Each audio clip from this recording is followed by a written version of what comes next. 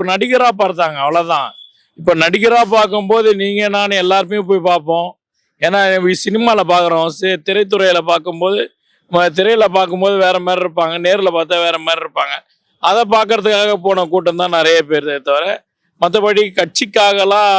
ஏன்னா அவர் இது வரைக்கும் யாருக்கும் எந்த விதமான இதுவும் செய்யலை. அவர் மக்கள் பணியில இது வரைக்கும் எவ்வளோ பேர் இழப்புலாம் வந்திருக்கு. கொரோனா காலக்கெடு வந்திருக்கு, புயல் மழையெல்லாம் வந்திருக்கு.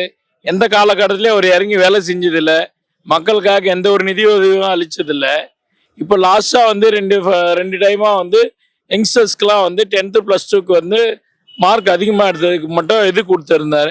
அதுவும் யங்ஸ்டர்ஸை கவர் பண்ணுறதுக்காக தான், வரப்போகிற எலெக்ஷனில் வர்றதுக்காக அது வந்து ஆயுதமாக ஏதோ ஒன்று பண்ணார். அது வந்து பலன் அளிக்குமான்னு தெரியாது. ஏன்னா சின்ன பசங்கள்லாம் இன்னைக்கு பேசுவாங்க போவாங்க. ஏன்னா அவங்களுமே சிந்திச்சு பார்க்கணும், நீங்கள் நம்ம நாட்டுக்காக என்னென்ன பண்ணியிருக்காங்க,